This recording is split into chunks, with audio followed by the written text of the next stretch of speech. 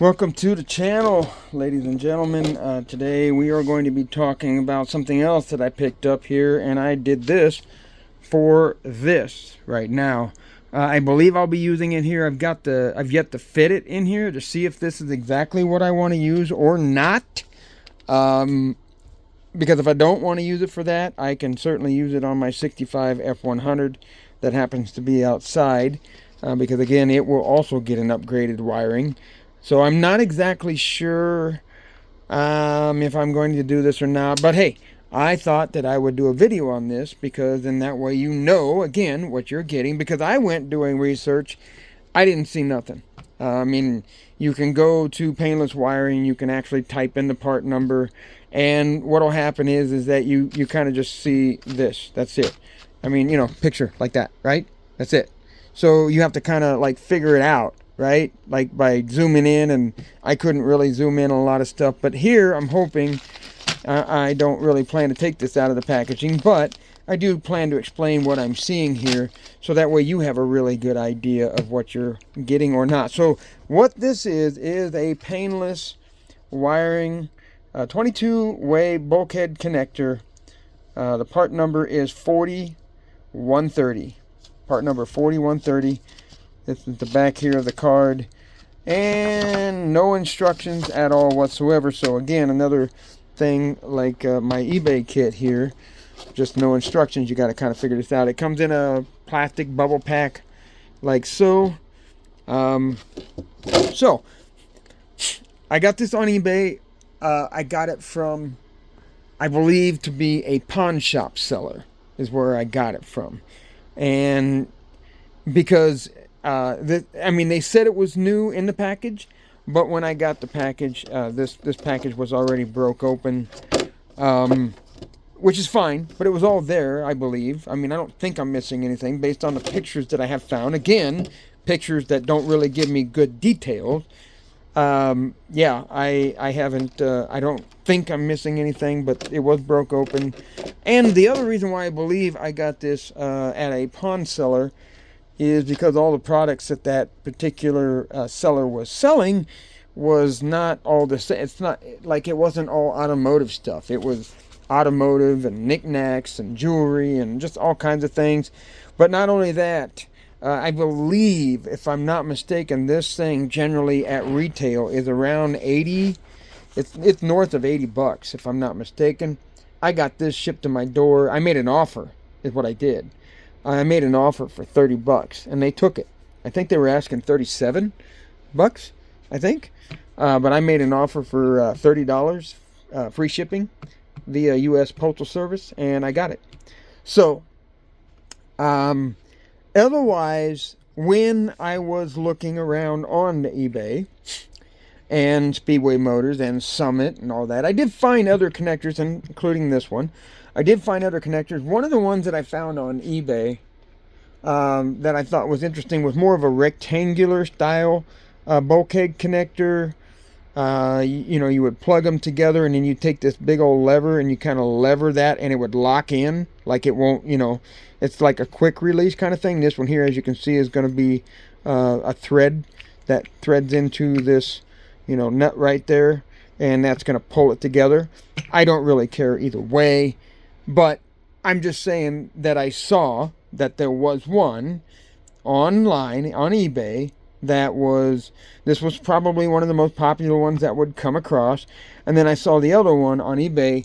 And if I'm not mistaken, I believe there was also, when you usually found that other design, what you found was three choices. I believe it was like a 12 and a 19 and a 35, I think.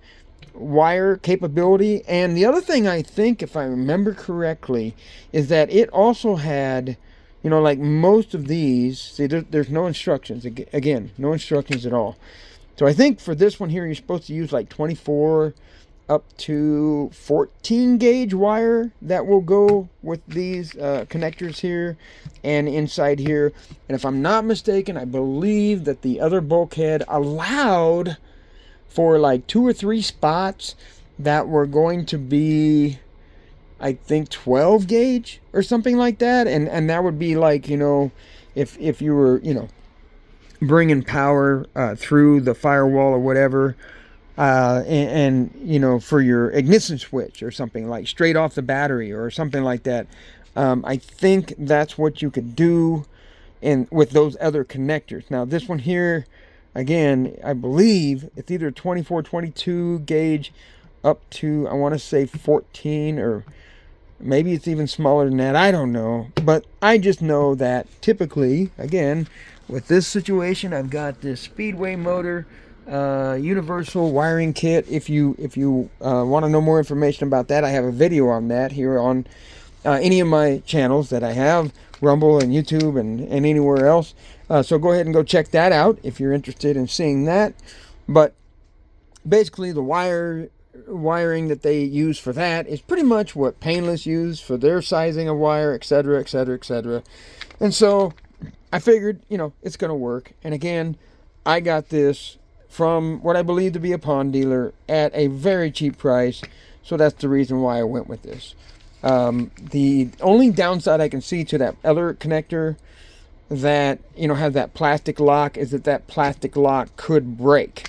Maybe over time, you know, the engine heat, that kind of thing, could get to a point where it would actually, you know, make it to where it would break. And so that is one thing I will say that I like about this, is that it's got a metal screw here that goes right in here into this nut here. You can see it a little, I don't know, that's going to be like an 8mm or something like that. I don't know, or I don't know what it would be, fractional, maybe quarter, who knows. But my point is that this I don't think will break like that other one would, that lock. If you don't get it on right or whatever, or again after time, it could possibly break. So again, those connectors, by the way, were right around, you know, depending on the size that you went with, but I think the largest one was around $35, $37. So when I offered $30 for this one, which is typically north of 70 for sure, but I think even above 80, and I got accepted on my offer, you know, my opinion of that was, at the time, Painless Wiring. I have no idea where this is made at. It could be Chinese. It could be well, it said right there, made in the USA. There you go.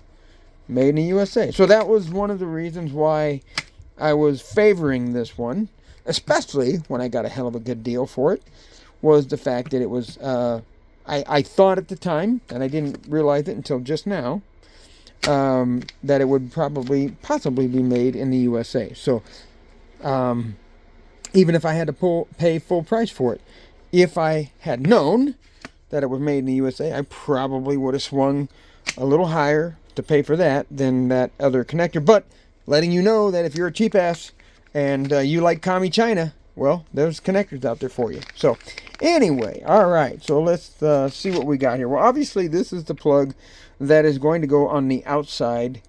Well, actually, really, you can put this however way you want, but I don't know why you would put this on the outside, because you would have to actually unbolt it from the firewall to actually loosen it up. So this should go on the inside. You can see it's got, like, I don't know, like a little grease on it or something. I don't know. It is a little oily or greasy or whatever. That's just the way it came. You can see all the patterns and everything. This only goes on one way, and there we go. There's the key right there. See? You got a key, or a little spline right there, that's going to line up with that one right there, so you cannot get it wrong. That's how it goes together. Okay, these were already pressed into it. I'm pretty sure that's kind of how it, you know, comes from the factory, even though this is possibly a used unit. So you got to cut a circular hole and put these, you know, into the firewall. Stick that up there, start putting all your wires in here and everything. Okay, so regarding the wires, so what you got here is you got two choices here. If you can see that, these are, there is one right there. This is the short one right there. That's a short one, slips over your wire, and then, you know, you crimp on your connector, right? And then when you crimp on your connector, you stick it down in there, and I suppose, or maybe, I don't know. Actually, now that I think about it, I'll bet you have to actually slip this what do you call, neoprene grommet or whatever. You probably have to slip it on the wire. You probably have to put the wire through, and then you have to crimp on the connector or whatever, and then you pull the wire back in. I mean, I'm guessing, but I'm pretty sure that's what you're going to have to do, because I don't see any lock in there. I just see a little restriction, like it gets narrower inside there. So you probably do it that way, to where when you push on it, when you put this connector on it, it does not push the wire out the back. That's probably how that works. But my point is that you've got two choices here. You got the one, a short one that goes over a wire, and then if you're not using the hole, you got these longer ones that plug it up. So you don't have, holes that are, that are going through the firewall. Basically, you don't have like this, and then you put this on there, and you don't have like little holes for, I don't know, little bugs or air or whatever to go passing through the firewall. That's how you plug it up, is by using those longer solid plugs, is what those are. It doesn't look solid from the one side, but it is definitely solid on this side. And when you squeeze this, you can tell it's hollow all the way down to about right here. This part right here is definitely solid. This whole thing is. So they give you basically two choices. You can have the one where you can pass a wire through, or you can have one where you can stick in here and plug it off. Okay, so that's how that works. The connectors are round in diameter, and the male connectors are kind of also round, but you can see they look like a spearhead, and they're expanded. Obviously, I haven't cut this thing apart. I don't want to do that right now, because I don't want to get anything lost. But basically, it looks like these here would easily just stab right into there and collapse a little bit so that they can fit nice and tight. Over here, you've got a nut and washer. I'm pretty sure that those are obviously for this right here, to make sure that you bolt it down to the bulkhead, to the firewall. And then you've got 4 of these babies right here. So what these are for the backside here, right? So when you get your wire placed in there, you take and you take those fingers right there, and you stab them right in here. So you you start it here, and you just slide it all the way through, and it goes from one side to the other side. And what that does is it'll capture the wires right here, and it keeps the wiring from actually pulling out. Basically, is what that does. So that keeps that thing locked in there. The wires and the connectors, keep them locked in on both of these, because you got 4 of them, 2 for each one, and that's what locks it all in place. So not really much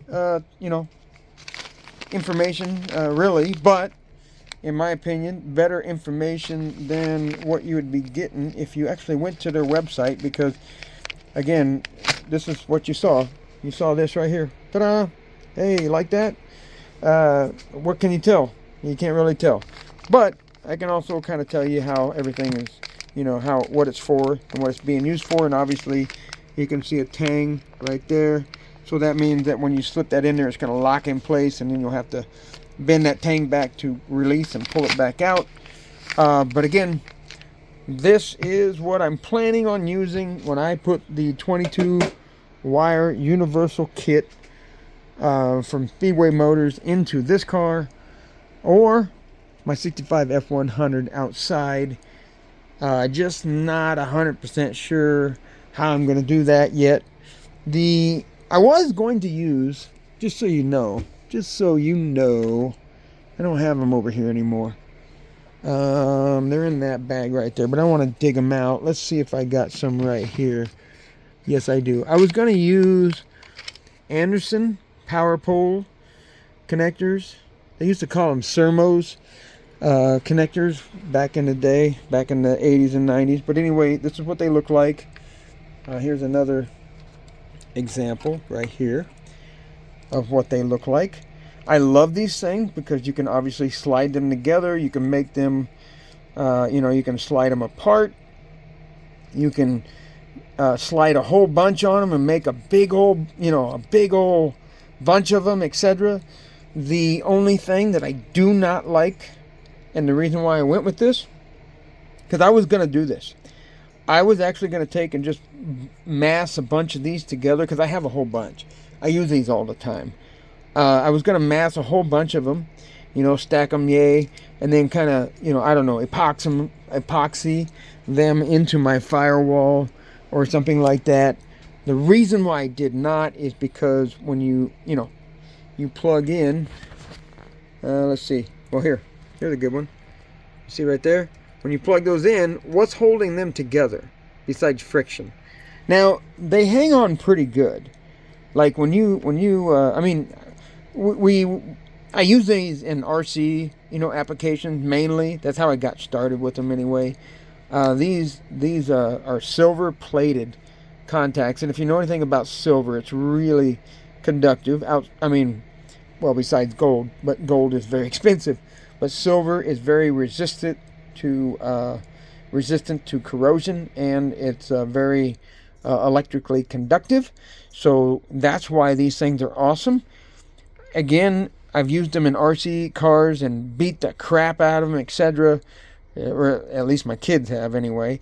And I have had these things pop apart in my entire life. And I'm in my 50s, by the way. And I've been playing with cars, RC cars, and these connectors probably since junior high. I'm going to say 3 or 4 times.